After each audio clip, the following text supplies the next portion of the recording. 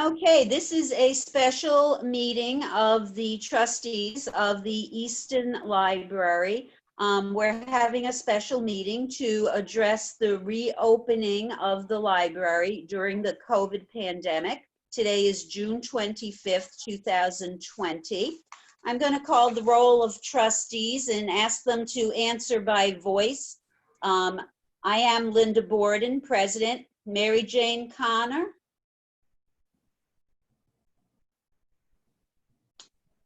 Mary Jane, are you present? Present. Peter Reed, are you present? Present.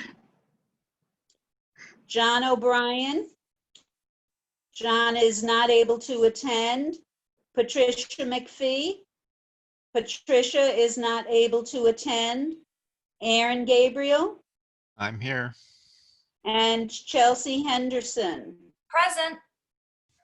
Also, we have Jennifer DiCarlo, Director. Are you here? Present. Okay, we will begin our meeting with a number of items that we need to approve in order to reopen the library. All of our trustees have received by email these documents and have had a few days to review them. As we go through them, I'm going to announce the one we're talking about, and if anybody has any questions or comments, I'd like them to do so before I ask for a vote to approve each one. The first one is the Code of Conduct policy. This policy would be in effect and is for the entire time unless we change it. It is not just the policy for the pandemic. It is a policy for the Code of Conduct for the Easton Library. Does anybody have any comments or questions on the Code of Conduct policy that you received? It was very thorough. Okay.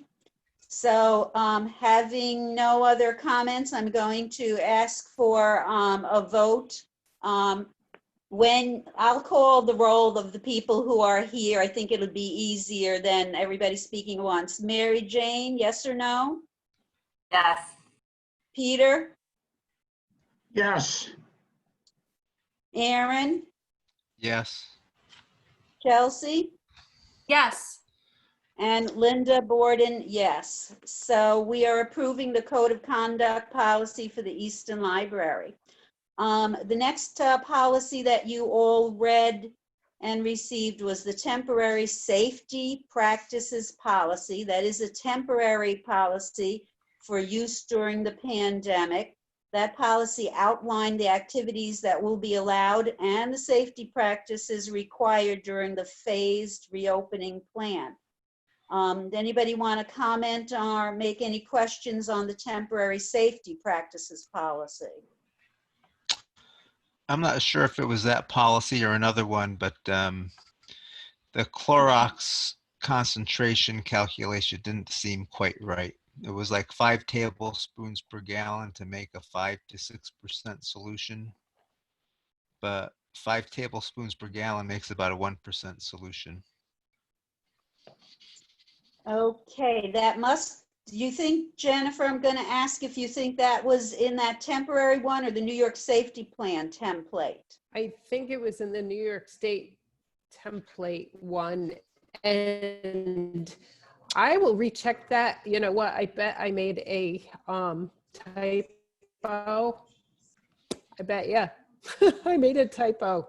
So, do you remember exactly which one it was? Because well, maybe I can pull it up. Well, It is the last page of the New York Forward Safety Plan. yeah. If you look at the last page, it breaks down how to make a diluted bleach solution. Yeah. I bet you I made a typo. I've got like so many pieces of paper. Yeah. I'm not a very good record keeper here. So Jennifer, is that the one I'm talking about now, or is it the next one? If it's the It's the next, next one. It's the next one. okay. So Aaron, we'll address that when we talk about the next one then. Is that all right with you? Oh, that's fine. Yeah. Okay. So, any other questions about the temporary safety practices policy then? Then I'll call for a vote on approval of that. Mary Jane, Yes. Peter, Yes. Aaron, Yes. Chelsea, Yes.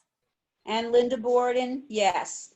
So that policy will go into effect in the Easton Library as a temporary safety practices policy. The next one is the New York State Safety Plan Template and addendums. That document is an outline. It has been submitted to our insurance carrier and they require no further information. We will change the solution of the Clorox Well- cleaning. Linda, I was looking at my notes and it may not need to be changed because when I was doing research on COVID-19 killers, diluted bleach, sodium hypochlorite concentration of 5 to 6%, it said 5 tablespoons or 1/3 of cup per 1 gallon of water. And then it said, or 4 teaspoons per 1 quart of water. So I took that from I don't know, I think it was the EPA website for diluting. Okay. Aaron, can you do the math with what she just said? And does that make sense to you? I mean, we can just recheck it, of course. Well, I guess I would need more detail because when you buy a jug of Clorox, there's a certain concentration of hypochlorite in it. I forget what it is, 20% or so. I don't know if it's from a good source, then I would just go with that. But I don't quite understand that, but it's okay. Okay, well, I don't think, I'll ask to accept the plan, but I don't think there's any harm in rechecking that information. I mean, I think that's Yeah. what we want to do because we very much wish to make sure we're doing safely. So, They may be telling you to use, when you buy the jug of Clorox, Yes, to use Clorox that's a 5 or 6% solution, and yes, then use 5 tablespoons. So the final solution is going to be about 1% yes. Clorox. Yep. Did I put that in the, I don't have it in front of me. Here, I have the document that we're talking about. This is the section. Ah, there it is. Okay, okay, there it is. Okay, so I did put concentration of 5 to 6%. Okay, I did. Okay. All right, so at least we know that it has to start out with a concentration of 5 to 6%. Mhm. Right. Okay. So if it's not 5 to 6%, then we'll have to do the math after that. so Aaron, as Right. Yeah. this is written, as we're seeing it on the screen, then are you in agreement that if it's done that way, it's correct? Yes, that's correct. But Okay. it says, it should say use sodium hypochlorite concentration of. So you want me to change the words to You say, could just add, if you just add a word, I think it would be a little more instructive, a little less confusing. okay, so you want me That's to all. put in use a Yep. concentration of, okay. So All right. a concentration of, okay, 5 to 6%. So I'll just change the wording. Yeah. Just so you know, that 5 to 6% is your stock solution that you're diluting. That's That you're all. diluting. Okay. And I'll highlight the 5 to 6%. Yeah. I can That's bold fine, it. as long as you know what it means. I just, Okay. Yep, I don't have a problem doing that. Yep, and I'll bold that. Okay. Okay. Hopefully we won't have to use this. But well, you will be. You'll be using some sort of disinfectant, right? well, So you will be using it. I've purchased this stuff specifically from the EPA. Oh God, it's Recommendations list. recommend. Yeah, it's from the Yeah. list. Like you can go to the EPA and put in a number, Yeah. and because I had a really hard time finding disinfectants, and I put the number in, and I must have put 5 in, and they didn't kill coronavirus, but this one specifically said it kills coronavirus, and we have to dilute it, and there's directions on the bottle. It's a pink solution. So I All right. forget what it's called. As long as you know what you're doing, that's good. Yeah. And I did find isopropyl alcohol wipes for our electronics. Oh, good. Very So, good. yeah. Excellent. So then we're going to take a vote on the New York Safety Plan template with the correction that we just discussed. And Jennifer will type that in and correct that statement. So Mary Jane, you in favor of approving the New York State Safety Plan template? Yes. Peter? Yes. Aaron? Yes. Chelsea? Yes. And Linda, yes. So as I said before, the documents have been submitted to our insurance company and they require no further information. Now that we've adopted these 3 documents, the board through that is authorizing the director to reopen the library with services level A.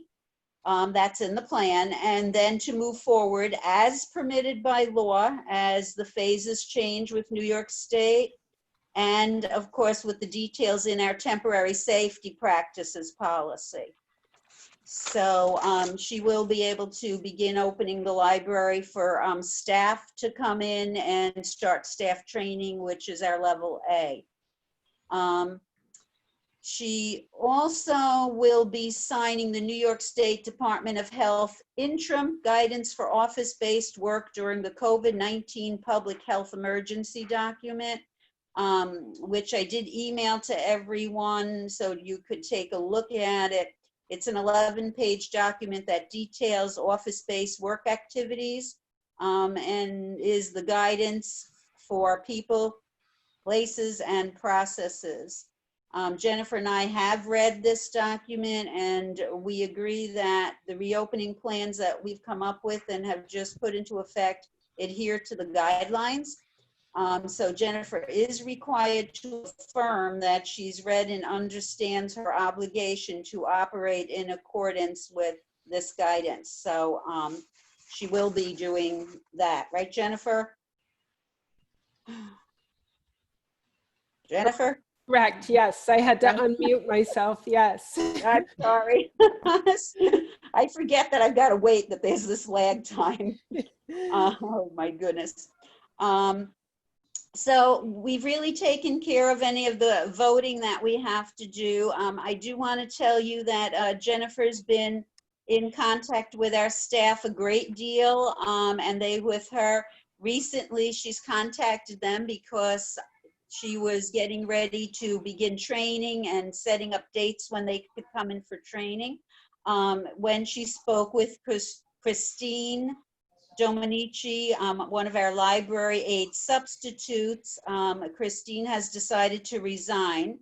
And I spoke with Jennifer about this, and at this time, Jennifer has decided not to try and refill the position. It just seems an awkward time to do that, and she's going to manage the staff without Christine as a substitute. The only other thing I would like to say is that Jennifer has done an outstanding job during this time. Unbelievable work, on and on and on. Thank you. I've mentioned that in your emails because it's unbelievable how much more work there has been with the library during this time when we appear to be closed. The preparation for this reopening has just been astronomical and fluidly changing all the time. Every time we think we have something in place, we get new information. So it's been a great deal of work. She's also been in contact with the staff, giving them assignments. They've been doing some work for her as well. So Jennifer, I just want to thank you really at a meeting. It's been amazing. You're this so amount of work. welcome.